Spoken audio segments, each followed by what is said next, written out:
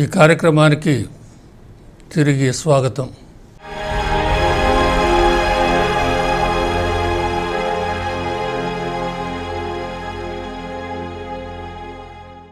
అలానే 18వ వచనంలో యేసు వారి దగ్గరకు వచ్చి వారితో ఇహపరములందు నాకు సర్వాధికారం ఇవ్వబడినది అని పలికారు. యేసు వారి దగ్గరకు వచ్చారు. సాధారణంగా సువార్తల్లో మనం చూసేది శిష్యులు యేసు దగ్గరికి పోయారు, ప్రజలు యేసు దగ్గరికి పోయారు. ఇక్కడ యేసు శిష్యుల వద్దకు వచ్చారు అనేది విషయాన్ని ఎందుకు ప్రస్తావించారంటే, నిజంగా యేసు సజీవుడయ్యాడు, అది శిష్యుల కల్పితం కాదు. శిష్యుల కల్పితం అయితే శిష్యులే యేసు దగ్గరికి పోయినట్టుగా చిత్రీకరించేవారు. యేసు వారి దగ్గరికి వచ్చారంటే నిజంగా సజీవుడయ్యే తాను చూపించుకోవడానికి, నిరూపించుకోవడానికి శిష్యుల వద్దకు వచ్చారనే విషయాన్ని తెలియజేయడానికి కూడా ఈ ప్రస్తావన అనేది జరిగినట్టుగా మనం ఆలకించాలి. ఇహపరములందు నాకు సర్వాధికారం ఇవ్వబడినది. ఇది సర్వాధికారం. దీన్ని మనం సక్రమంగా అర్థం చేసుకోవాలంటే దానియేలు గ్రంథం 7వ అధ్యాయం 14వ వచనాన్ని ఆలకించాలి. నరపుత్రుడు పరిపాలమున కీర్తిని రాజ్యాధికారము బడిసెను. సకల దేశములకు, జాతులకు, భాషలకు చెందిన ప్రజలు అతనికి దాసులేరి. అతని పరిపాలన శాశ్వతమేది, అతని రాజ్యము అంతము లేదు. ఆయన కీర్తిని రాజ్యాధికారమును బడసెను.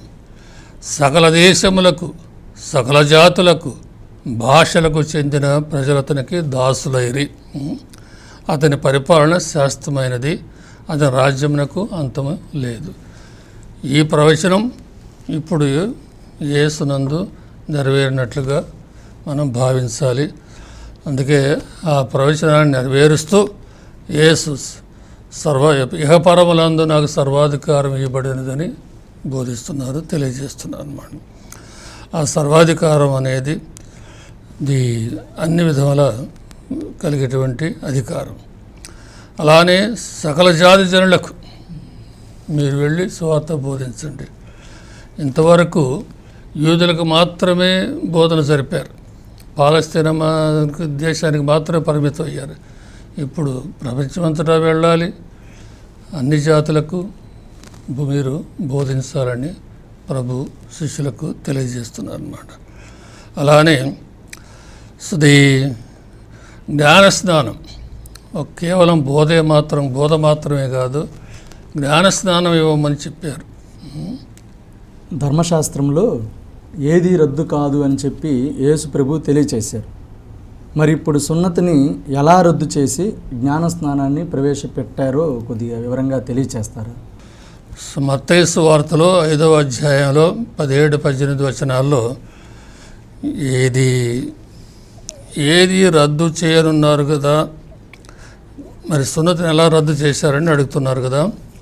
దానికి ఇక్కడ ఈ పట్టణంలో పరలోక భూలోకములు గతించినను, ధర్మశాస్త్రములోని ఒక అక్షరమైనను, ఒక పొల్లు అయినను వ్యర్థము గాక అంతయు నెరవేరునని చెప్పారు, గతంలో చెప్పారు. అయితే ఇప్పుడు ఈ సున్నతిని రద్దు చేస్తున్నారు, దాని స్థానంలో జ్ఞానస్నానాన్ని ప్రవేశపెడుతున్నారు. ఒకప్పుడు సున్నతి అనేది దేవునికి ఇజ్రాయేలీ ప్రజలకు మధ్య ఒడంబడిక గుర్తు, దైవ ప్రజలని గుర్తు. దాని స్థానంలో ఇప్పుడు ఈ ఒడంబడికకు గుర్తు దేవుని యేసు ద్వారా జరిగినటువంటి నూతన ఒడంబడిక గుర్తు జ్ఞానస్నానం. ఇది దైవ ప్రజలకు గుర్తు జ్ఞానస్నానం.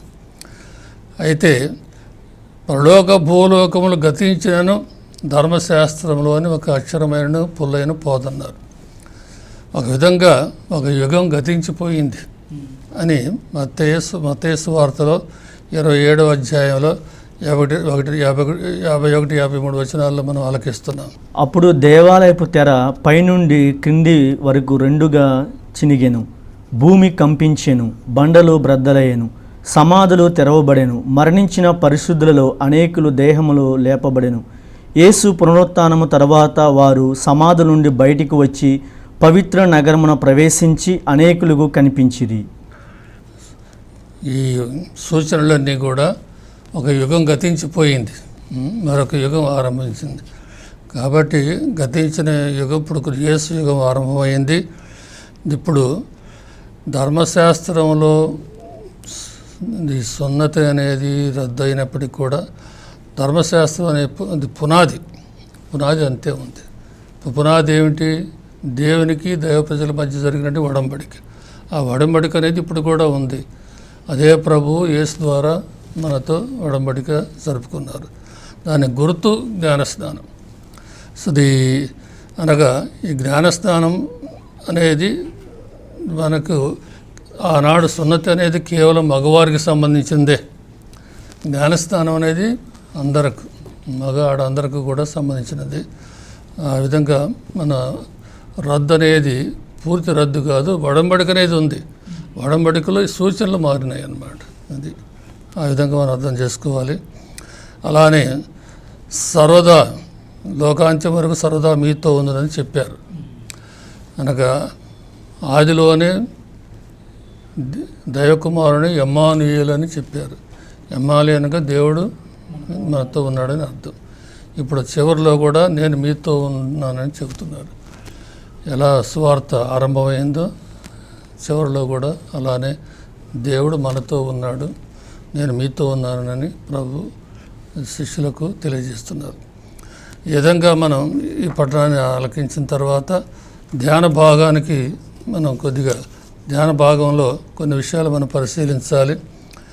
అదేమిటంటే ఆనాడు శిష్యులు మరొక మారు యేసు వద్ద శిష్యరికం చేసి అనేక విషయాలు లోతుగా గ్రహించి మరి ముఖ్యంగా యేసు మరణోత్తరాలతో అనుసంధానం చేసి లోతైన జ్ఞానాన్ని పొందినట్లే, అలానే ప్రభువుని గురించి ఎక్కువగా తెలుసుకున్నట్లే మనం కూడా ఆ శిష్యరికం అనేది చేయాలి. చాలా అవసరం. గురువులు జూబిలీ సందర్భాల్లో, ఇతర సందర్భాల్లో ప్రభునకు ఒక ప్రక్క కృతజ్ఞత చెప్పుకోవటం, మరో ప్రక్క గతాన్ని స్మరించుకుంటూ ప్రస్తుత పరిస్థితితో అనుసంధానం చేయడం అనేది చాలా అవసరం అన్నమాట. అలానే ఆరంభ దశలో యేసును సైతాను శోధించింది. నీవు నన్ను ఆరాధించినట్లయితే ఈ భూలోక రాజ్యాలన్నీ కూడా ఇస్తానని చెప్పింది. ఆనాడు సైతాను ఇస్తానన్నది కేవలం భూలోకానికి సంబంధించినటువంటి అధికారం. ఇప్పుడు పిత యేసుకు ఇచ్చేటువంటి అధికారం దైవికమైనటువంటి అధికారం, సంపూర్ణ అధికారం. అది భేదం. ఆనాడు యేసు దాన్ని తిరస్కరించారు. మరణోత్థానం ద్వారా విజయాన్ని సాధించి ఈ అధికారాన్ని తండ్రి నుండి పొందినట్టుగా మనం గ్రహించాలి. అలానే యేసు యావే ప్రభు హోరే కొండ మీద మోషేకు తన పేరును ఆవిష్కరించారు, బాధ్యతను అప్పగించారు. ఐగుప్తులో దైవ ప్రజల్ని బానిసత్వాన్ని విడిపించాలని, అలానే నేను నీతో ఉంటానని అభయం ఇచ్చారు.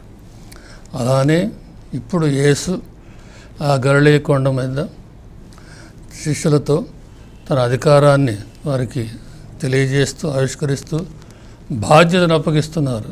మీరు ప్రపంచమంతా వెళ్ళి సువార్తను బోధించి జ్ఞానస్నానం ఇచ్చి నేను ఆజ్ఞాపించిన దాన్ని పాటించమని చెప్పని చెబుతున్నారు.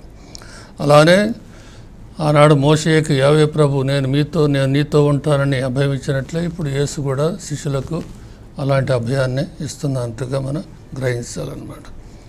అలానే శ్రీ మోక్షారోహణం అనేది లూకాసు వార్తలో అపోస్తల కార్యంలో స్పష్టంగా మనం చదువుతున్నాం. మత్తయి సువార్తలో అది అంతగా ప్రస్తావించలేదు. దానికి కారణం ఏమిటంటే ఈ ప్రథమ దశలో క్రైస్తవులకు యేసు వెళ్ళిపోయారు, ఇక మనకు దిక్కు ఎవరనేటువంటి భావన లేకుండా ఆయన మనతోనే ఉన్నాడు, మీతోనే ఉన్నాడు అనే విషయాన్ని గాఢంగా తెలియజేయడానికి నేను మీతో ఉన్నాననే విషయాన్ని చెబుతున్నారు. అలానే 2-3 కూడిన చోట నేను మీ మధ్య ఉన్నానని కూడా తెలియజేశారు. అలాంటి అభయాన్ని ఇవ్వడానికి ఇది మత్తయి సువార్తలో మోక్షారోహణం గురించి ప్రత్యేకంగా రాయబడలేదన్నమాట. మోక్షారోహణాన్ని యేసుక్రీస్తు పట్టాభిషేక దినంగా మనం భావించవచ్చు అన్నమాట. భూలోకంలో విజేతగా సైతానుపై విజయాన్ని సాధించి సజీవుడిగా లేచి ఇప్పుడు పట్టాభిషేకం కొరకు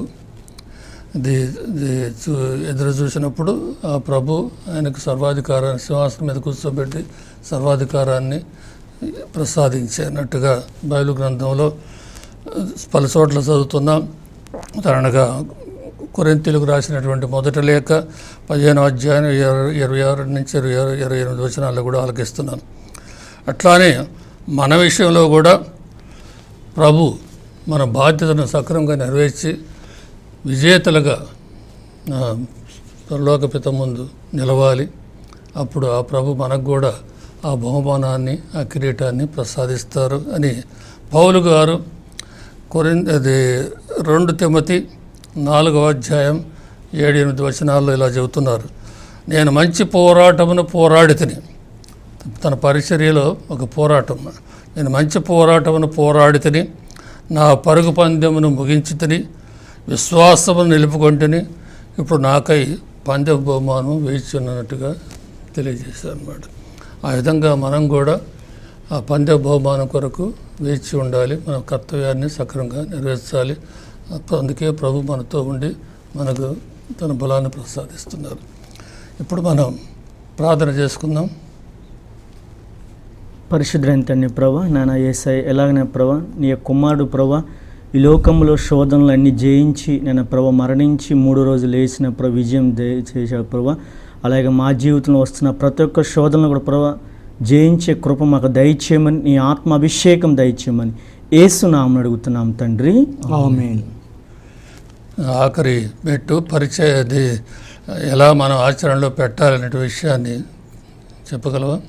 ప్రియమైనటువంటి దేవుని బిడ్డలారా, ఈనాటి పరిశుద్ధ గ్రంథ దివ్య పరమార్థము ద్వారా మనం ఆచరించవలసినటువంటి విషయాలు 2 ఉన్నాయి.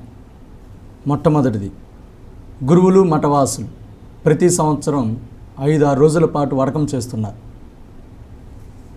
దీన్ని యేసు వద్ద మరొక మారు శిష్యరకం చేస్తున్నట్టుగా భావించి ఈ పొందినటువంటి ఆదర్శవంతమైనటువంటి ఆచరణ కానివ్వండి లేదా అవకాశాలు కానివ్వండి, ఈ సదుపాయాలను సద్వినియోగం చేసుకోవాలి.